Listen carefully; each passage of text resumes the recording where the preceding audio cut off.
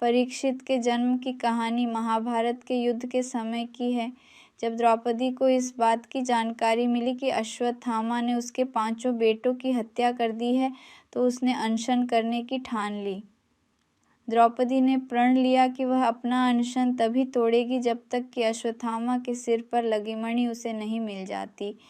जब अर्जुन को इसकी जानकारी मिली तो वे अश्वत्थामा से युद्ध करने निकल गए। दोनों के बीच भयंकर युद्ध शुरू हो गया। अर्जुन को मौत के घाट उतारने के लिए अश्वत्थामा ने अपना ब्रह्मास्त्र निकाला। यह देख अर्जुन ने भी अपना बचाव करने के लिए ब्रह्मास्त्र का प्रयोग किया। तभी वहां नारद और आर्षि व्यास पहुँचे और उन्होंने ब्रह्मास्त्र का इस्तेमाल करने से मना किया। इसके बाद अर्जुन ने अपना ब्रह्मास्त्र वापस कर लिया, लेकिन अश्वत्थामा ने ऐसा नहीं किया। दरअसल अश्वत्थामा 5 पांडवों के कुल को नष्ट करना चाहता था, इसलिए उसने अपने ब्रह्मास्त्र की दिशा बदलकर अभिमन्यु की पत्नी, जो कि गर्भवती थी, उसकी ओर कर दिया। इस पर भगवान कृष्ण ने कहा, अभिमन्यु की पत्नी उत्तरा को परीक्षित नामक बेटे के जन्म का वरदान मिला है, इसलिए वह जरूर जन्म लेगा। अगर वह मरा हुआ भी पैदा हुआ तो मैं खुद उसे जीवन दान दूंगा और वह बड़ा होकर एक महान सम्राट बनेगा, जबकि तुम 3000 वर्ष तक इस पाप को ढोते रहोगे। साथ ही हमेशा तुम्हारे खून से बदबू आते रहेगी और वह ऐसे ही बहता रहेगा। यही नहीं, तुम हर प्रकार की बीमारियों से घिरे रहोगे। इसके बाद अर्जुन ने अश्वत्थामा को रस्सी में बांधा और द्रौपदी के पास ले आया। अश्वत्थामा की हालत देखकर द्रौपदी को दया आ गई और उसने अर्जुन से उसे छोड़ने की अपील की, मगर भगवान कृष्ण ने ऐसा नहीं होने दिया और उन्होंने अर्जुन को आदेश दिया कि उसके सिर से मणि निकाल लें और द्रौपदी को दे दे। इधर ब्रह्मास्त्र के गर्भ में जाते ही उत्तरा को तेज दर्द होने लगा। ये देख भगवान कृष्ण ने अपना छोटा रूप धारण किया और उत्तरा के गर्भ में दाखिल हो गए। कृष्ण का छोटा रूप एक अंगूठे के बराबर ही था।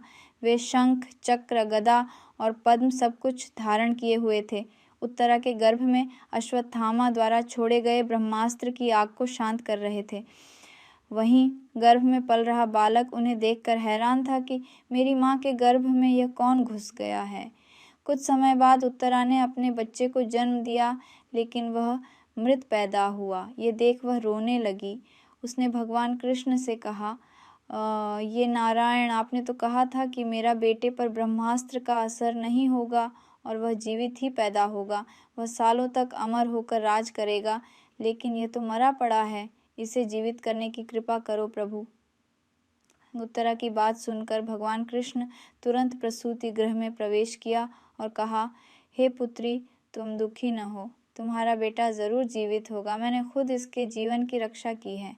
इसके बाद कृष्ण भगवान ने मृत बालक पर अमृतमयी नजरें डाली और कहा, अगर मैंने जीवन में कभी झूठ का साथ नहीं दिया है और हमेशा ब्रह्मचर्य के नियमों का पालन किया है, कभी किसी लड़ाई में अपनी पीठ नहीं दिखाई है, न ही कभी अधर्म का साथ दिया है, को अभी इसी समय अभिमन्यु का यह पुत्र जो मरा पड़ा है वह जीवित हो जाए।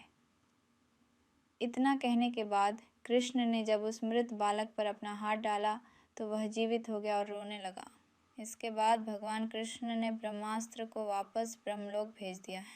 ये चमत्कार देख सभी स्त्रियां आश्चर्यचकित हो गईं। इसके बाद भगवान कृष्ण ने अभिमन्यु के पुत्र का नाम परीक्षित रखा। इसके पीछे का कारण था कि वह बालक कुरुकुल के नाश होने पर जन्मा था। वहीं जब युधिष्ठिर वापस आए और उन्हें बालक के जन्म के बारे में पता चला तो वे भी खुशी से झूम उठे।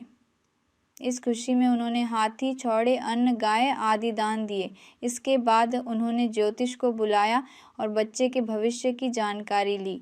इस पर ज्योतिषी ने कहा, यह बालक प्रभु श्री कृष्ण चंद्र का भक्त कहलाएगा। यह एक धर्मी, यशस्वी, पराक्रमी व दानी होगा। ज्योतिष ने आगे बताया कि जीवन में एक आर्षि का शाप पाकर गंगा के तट पर यह श्री सुखदेव से आत्मज्ञान की प्राप्ति करेगा। ज्योतिष की बात सुनकर युधिष्ठिर खुश हुए और उन्हें दक्षिणा देकर वहां से विदा कर दिया। कहानी से सीख।